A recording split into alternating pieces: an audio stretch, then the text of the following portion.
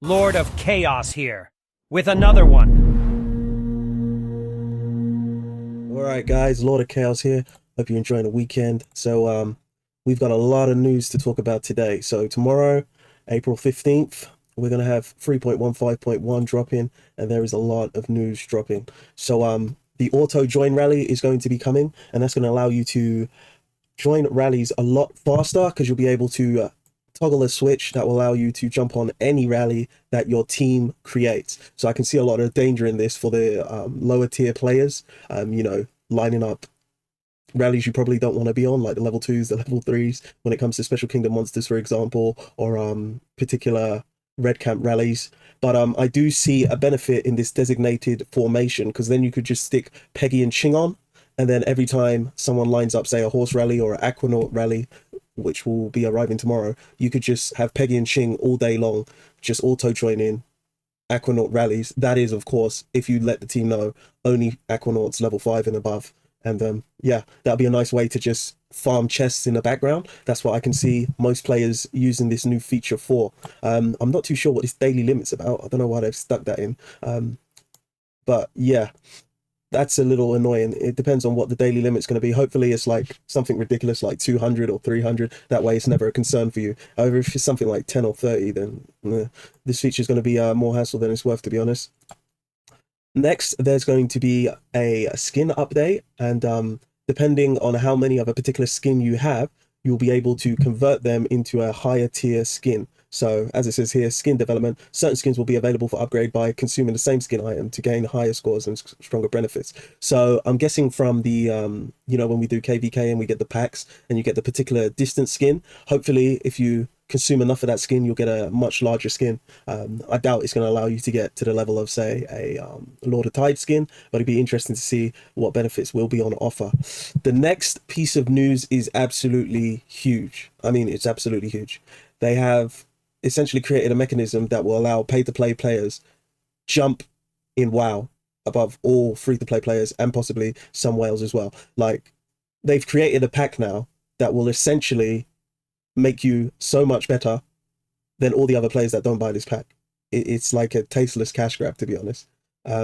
So there's going to be a new event exclusive item that will increase your attack, defense, march capacity, rally capacity, and reinforcement capacity. And that will be for a limited time only. So I'm guessing they're just testing it out. And all of these benefits can only be purchased in a pack. It's not something that can be earned. It specifically can be purchased. So depending on what the percentages are, because they've already got a lot of, buffs for march capacity, not for rally capacity and reinforcement capacity, but for attack and defense and march capacity, there's already a lot of buffs for those. And they're quite ridiculous already. You've got the 100% on the march capacity, you got 100% on the attack, and you got 100% on the defense already. Really and truly, they only needed to release a rally capacity and a reinforcement capacity because they already have attack and defense and march capacity. So I guess they're just merging it all into one particular item just so they can hopefully sell more to the whales so that they can have that edge on the battlefield. Next, there's a lot of Celestial Globe enhancements coming. So they'll be reducing the number of quest bubbles in a certain area to make them less dense. And they'll also display a Lord's Stamina. I don't see any reason why they really needed to do this. I didn't see much issue with it, to be honest. Dispatching marches to complete the Celestial Globe treasure chest quest will no longer occupy your march slots. This is an interesting one. So now when you go to the spade events, it will no longer occupy your march slot. So along with the hand divination quests, your cave divination quest will now no longer take up a march slot. So you can just send over your one cav and it won't take up your march slot anymore. So that's great. They've also shortened the time towards these cave divination quests, which is greatly appreciated. And lastly, they've increased the number cap of new divination quest refresh each time for the Celestial Grove at level 4 and higher. Okay. Next, they are revamping the Alliance Crunch such that there's going to be new quests for Iron Kong, dragons, and mermaids, and they've removed the quest about abyssal mines. So they probably realized that those blue quests for abyssal mines wasn't really stacking up and no one was choosing them because who wants to make 30 points? They've also added a shortcut button to the complete challenge pop-up window, which can lead you directly to the event page. That way, once you've completed a challenge, I hope, it's going to give you a red dot and let the team know that you can go and collect your challenge. So they are also enabling continuous purchase for purchasing challenge attempts with gold. I honestly don't understand why they're trying to make Alliance Crunch even more competitive than it already is. Like, we all have the same amount of attempts we can get based on there being a hard cap on it, but they're going to increase that even further so that we can spend more gold to compete with people for what? These trashy rewards. If they really wanted to make Alliance Crunch a great event, what they would do is what they do in Misty Continent, where when you get to the higher tiers, you actually get equipment. Okay? So if they were giving away hero equipment, if they were giving away adventure equipment, it would make a lot more sense for people to actually spend gold. But right now, the rewards are not worth it. You can get the rewards that you actually want to get, which is on the last page or the last tab. And once you got those, you're perfectly fine. Because let's be honest, nobody really likes Alliance Crunch that much. The rewards are absolute trash. So next, this is a pretty huge change. Everyone who's VIP 10 and above will be able to set the tier requirements for troops joining the rally. So if you're going after an 8, for example, what I understand from the Special Kingdom monsters is that when lower tier troops come, there is a average troop power, and if that average troop power is taken down, it actually can affect the outcome of the battle. Therefore, once you are attacking the stronger monsters, it might be worthwhile setting T11 or above troop tier requirements, or T10 and above troop tier requirements, and hopefully you can choose what type of troops as well. It doesn't actually say that here, however. Next, they optimize the logic for recommending default lineups when deploying March troops. So hopefully it goes for Peggy and Ching first, and when you are looking to farm, hopefully it goes for your gold heroes, as you obviously have armor that allows you to farm quicker by up to 10% on stone, on crystals, and on wheat. So hopefully the new logic actually knows what it's doing this time around. It doesn't start recommending blue heroes when you're looking to farm. It actually chooses your gold heroes that have got your hero armor on so that you can farm faster. Next, they're improving the display of certain event interfaces and the Alliance system internal interfaces. And lastly, Celestial Wheel enhancements allows players to customize four rare rewards, which can be changed anytime before they're drawn. And lastly, we've got some bug fixes. So fixes the wrong prompt message that pops up when there are no rallies to join. Next, fixes the occasional problem of failing to join a rally when there are available marches in troops.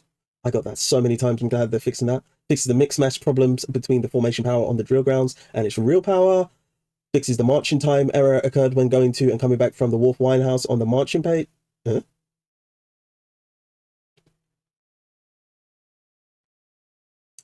That's interesting. I've never heard of that before.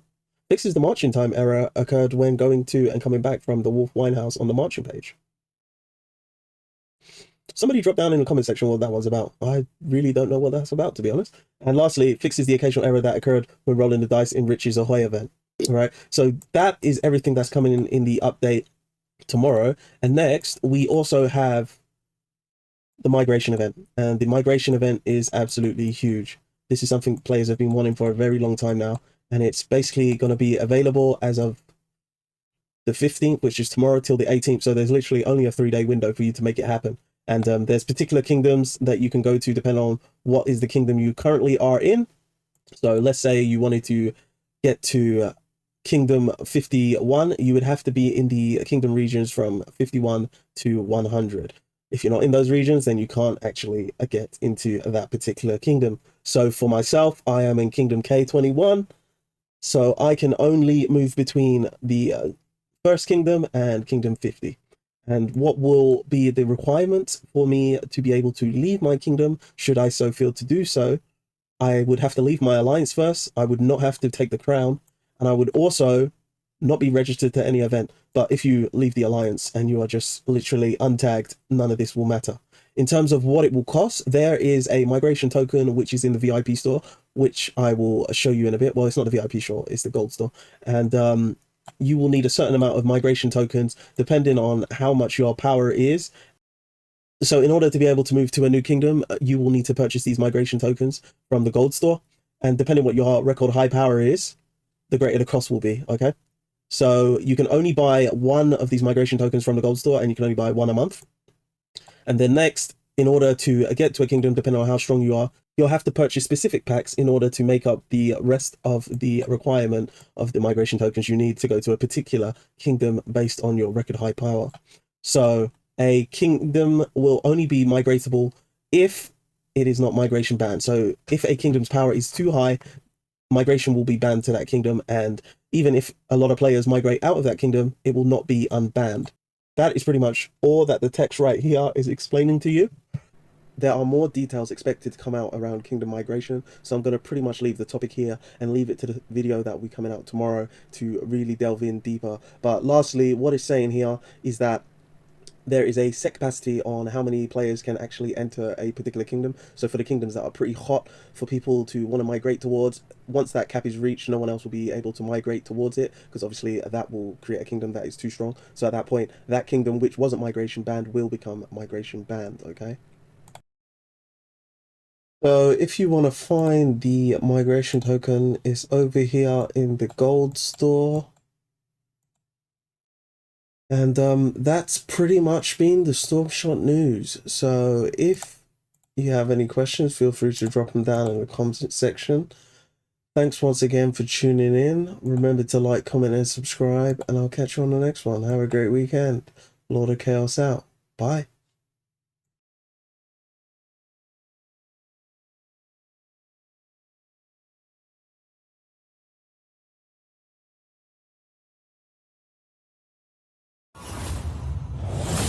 ありがとうございます。